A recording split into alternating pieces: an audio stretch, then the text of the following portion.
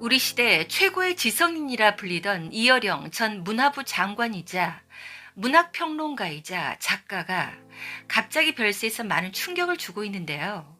그의 삶을 돌아보는 시간을 갖도록 하겠습니다. 많은 사람들이 추모해주면 고인이 좋은 곳으로 간다고 하는데 우리나라 사회에 지혜와 지성을 아낌없이 나누어 주고 간 고인을 많이 기억해주면 좋겠습니다.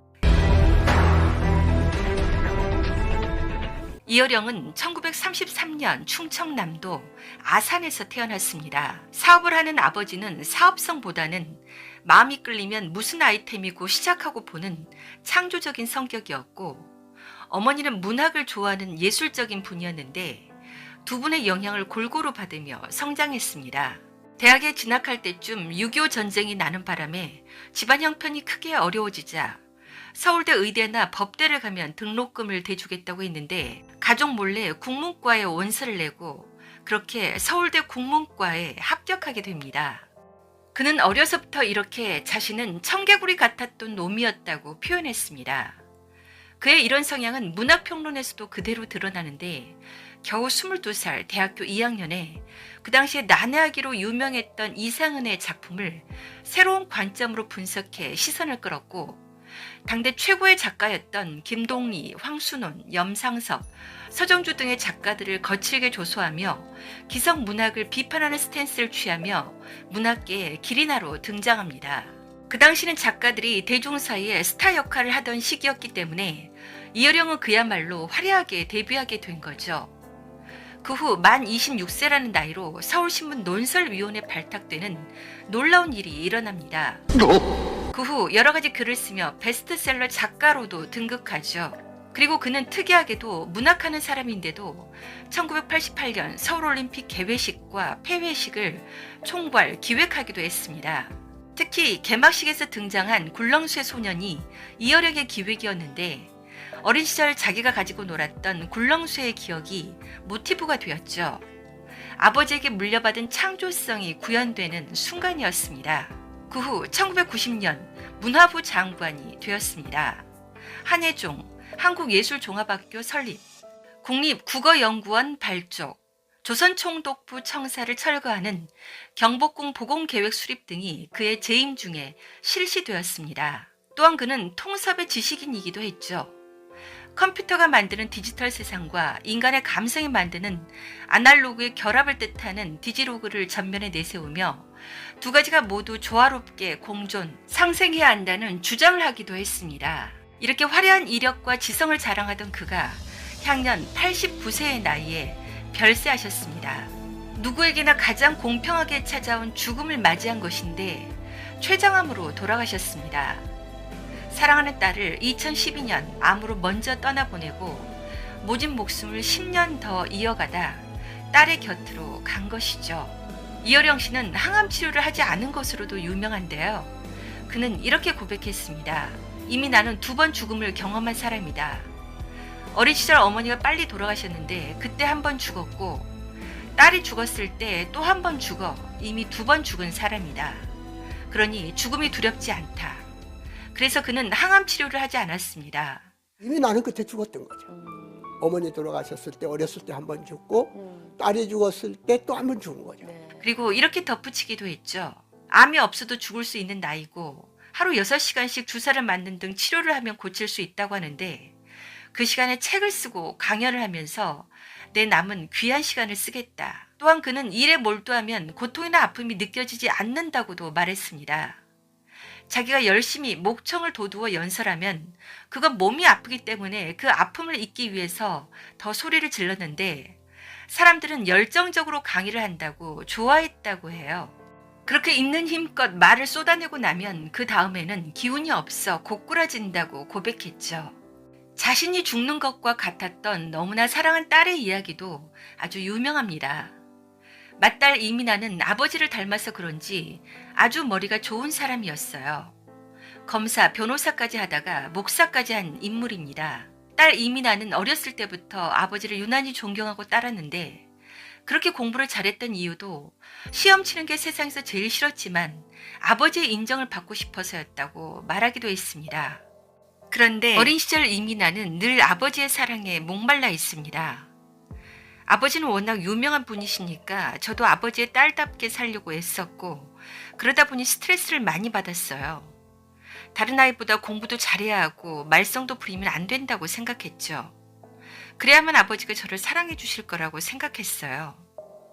아버지도 저를 많이 사랑하셨지만 유교 가정에서 자란 아버지는 자식에게 애정 표현을 잘하지 못하셨어요.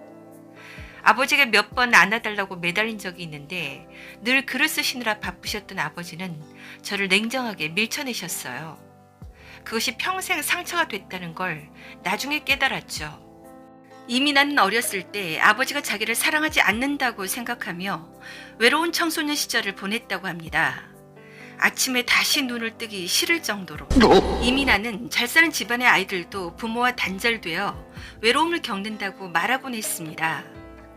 부모와 아이들의 사랑 표현 방식이 달라서 부모들의 언행을 이해하지 못한 아이들이 고립을 겪고 결국 비행 청소년이 되기도 한다며 나중에 이런 아이들을 위해 평생 헌신하게 되죠.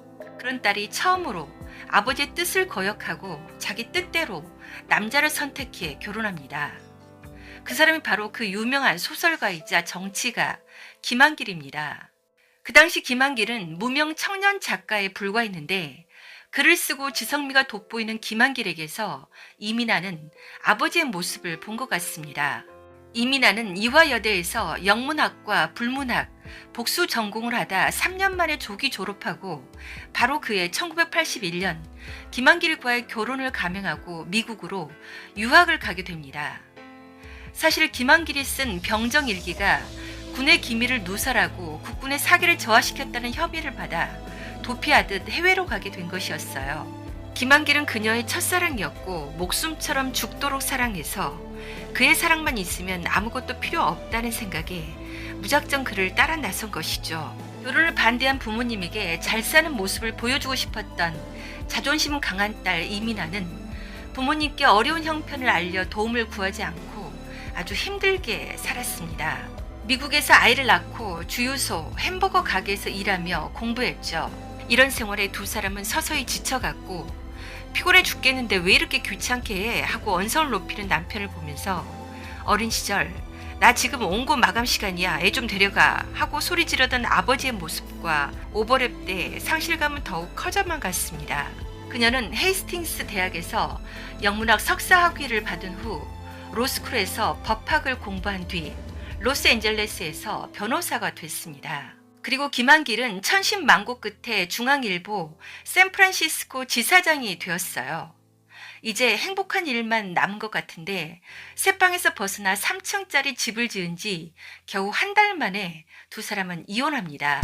이렇게 미국에서의 치열했던 두 사람의 결혼 생활은 1986년 결혼 5년 만에 끝을 맞게 된 것이죠. 김한길은 이혼 사유에 대해 이렇게 고백하며 사과를 대신했습니다.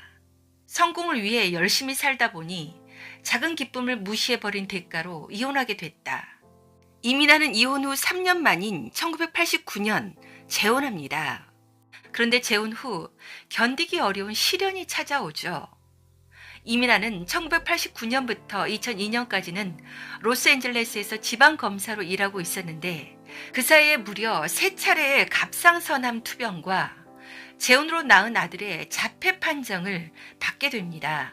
대부분의 학교에서 아이를 받아주지 않아 초등학교를 5번이나 옮기고 중학교도 1년 다니다 쫓겨나자 하와이의 크리스찬 스쿨을 찾았습니다.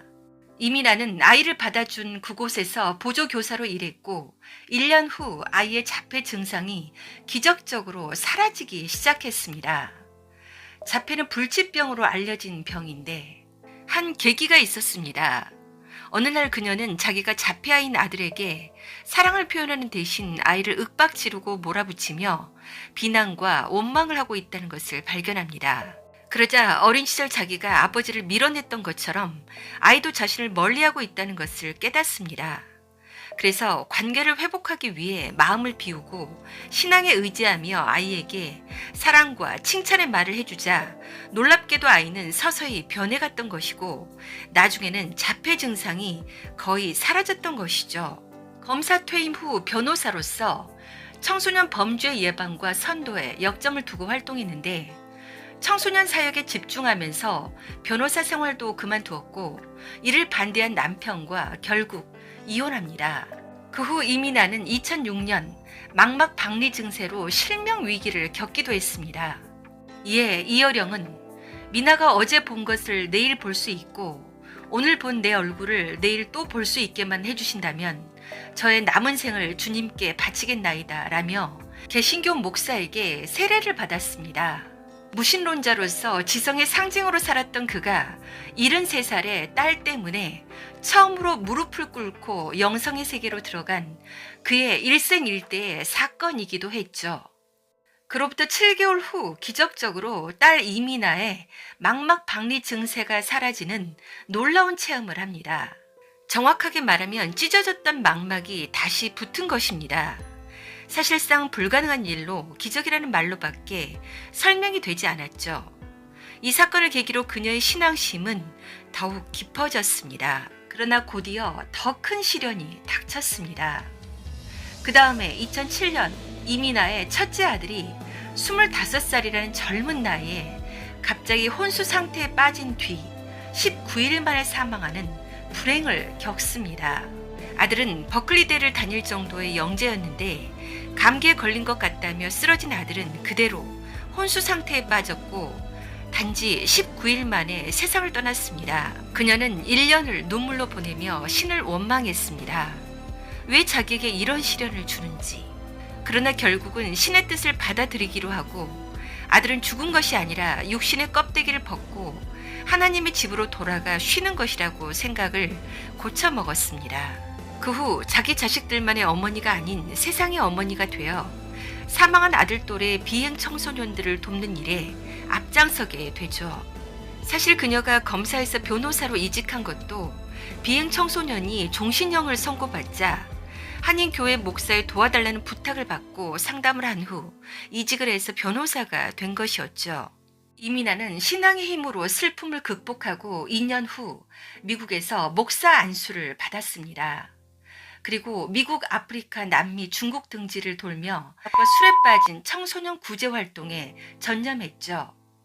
그러다가 2011년 위암 말기 선고를 받고 서울 강북 삼성병원에서 투병 생활을 하던 중 2012년 향년 53세라는 아까운 나이에 별세했습니다. 이어령 님이 항암 치료를 받아 더 살려고 하지 않은 것도, 그리고 돌아가실 때까지 글을 쓰며 몰두했던 것도 딸을 잃은 슬픔을 잊기 위해서가 아닐까 하는 생각이 듭니다. 이제 그토록 따님이 원했던 대로 고통이 없는 천국에서 사랑하는 아버지와 함께 만나 영원히 행복하기를 기원합니다. 나만 천국에 가고 아버지 없는 천국에 그게 내가 어떻게 쓸쓸하게 있겠냐. 삼가 고인의 명복을 빕니다.